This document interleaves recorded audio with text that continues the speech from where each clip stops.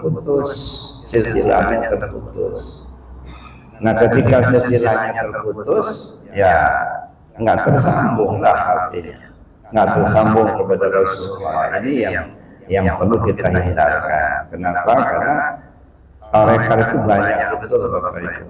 Ya, dia ada yang berkayasa seorang ulama, hasil mimpinya lalu bisa dibuatlah, kemudian diajarkan. Ini hati-hati. Ya, kita belajar tarekat itu yang betul-betul ya mu'tabar sesuai dengan Al-Quran dan Sunnah, kemudian ya diajarkan oleh orang yang memang punya kapasitas untuk mengajarkan itu. Kemudian cara mengamalkan tadi, bagaimana cara mengamalkan? Kalau nggak salah kita dulu pernah pikir. Saya tidak akan ulang lagi. Kenapa? Karena ya pembelajaran cara pengamalan itu mesti kita lakukan dengan talqin zikir, dengan metode yang sudah ya dibakukan atau metode yang diajarkan oleh Rasulullah SAW, kemudian turun-temurun sampai kepada ulama-ulama berikutnya. Nah kemudian setelah kita tahu cara pengamalan itu, kita perlu tahu isinya. Apa sih isi dari kalimat la ilaha illallah? Nah, jadi Bapak Ibu yang saya hormati, kembali kepada cara pengamalan tadi, metodenya beda-beda. Nah, di dalam tarekat Qadiriyah Naqsyabandiyah yang kita pakai itu metode tarekat yang diajarkan oleh Sahabat Anom dari Suryalaya.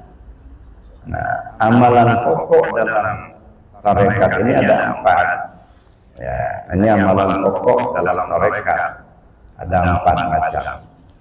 Yang pertama zikir jahar, artinya zikir yang diucapkan dengan lisan. Itu pokok. Nah sehingga pengamalan ini oleh sahabat diajarkan diamalkan setiap selesai salat fardu minimal 165.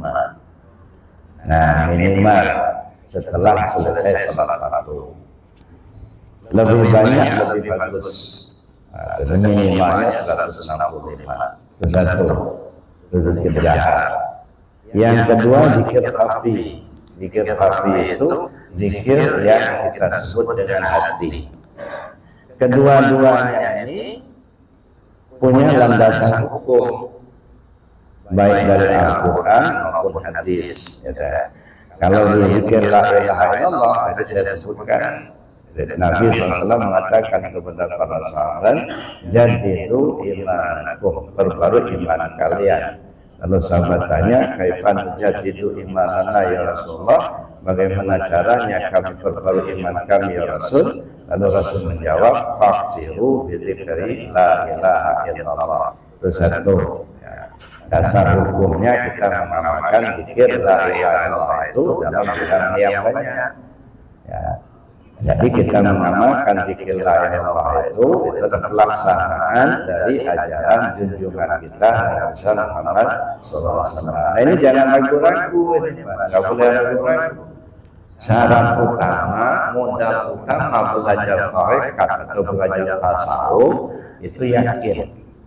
Ya. Kalau ragu-ragu nggak masuk. Mesti yakin ini hak dari Rasul, yakin ini benar, yakin ini kita terima dari guru yang memang punya kapasitas untuk mengajarkan. Nah kita sendiri ragu-ragu mengamalkan, ya enggak, susah. Ya, nggak bisa kita hanya mengandalkan pikiran saja untuk mendekatkan diri kita ke Allah. Ada yang menggunakan ya pemahaman saja, pokoknya ngaji aja, mana-mana ngaji, tapi ngamalnya nggak bisa juga. Kita mesti gunakan 2 jalur, ya jalur amaliyah dengan jalur ilmiah. Ya, amaliyah kita amalkan zikirnya dulu, bila perlu banyak-banyak sebut la ilaha illallah. Ya, nggak usah ragu-ragu. Kita ini kan kadang-kadang masih ragu-ragu mengamalkannya. Ada dasarnya enggak? Orang sudah mungkin bulan sana kita masih mikir-mikir juga. Enggak usah ragu-ragu dan enggak usah malu-malu. Ada orang malu-malu mau geleng-geleng kepalanya. Nah, jadi itu Bapak Ibu, dasarnya harus yakin ini kebenaran dari Rasulullah. Nah, yang kedua diketahui apa dasarnya, ya jelas firman Allah. Karena ada juga yang saya dengar itu, ya zikir Allah, menyebut Allah apa itu? Enggak ada manfaatnya, enggak ada faedahnya, enggak ada apa namanya dasarnya. Jadi Bapak Ibu yang ketika kita mendengar atau menemukan orang seperti ini, kita nggak usah emosi dan kita pilihan serius. Ya, kenapa? Nah, sebelum kita masuk kepada dalil, nah coba kita bercermin saja dulu kan. Ya, ini cara bodohnya kalau menurut saya. Habis kalau kita berdalil kita banyak nggak hafal dalilnya. Ya, kita hanya gunakan cermin saja. Ini ada orang membidah-bidahkan zikir, bidahkan tarekat. Ya, kita lihat orang ini.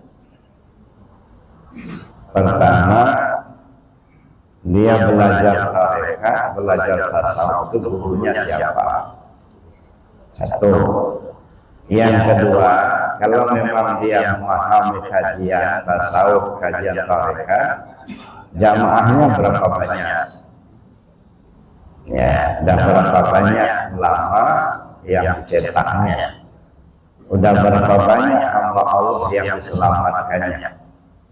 Udah berapa banyak orang-orang pengamal-pengamal zikir? Nah, kita lihat, kita berkaca aja seperti itu. Nah, sementara di satu pihak, ya, ulama yang mengamalkan zikir, ada Syekh Qadir Jalani, ada Syed Saqati, ada Hasan Al-Basri, ada Junaid Al-Baghdadi. Nah, yang dekat-dekat kita ada Mas Abano, ada Syekh Toha, ada Syekh apa namanya Syekh Fatih. Ini ulama-ulama besar yang muridnya sudah banyak yang jadi waliullah. Murid-muridnya banyak yang tadinya enggak kenal Allah menjadi kenal Allah.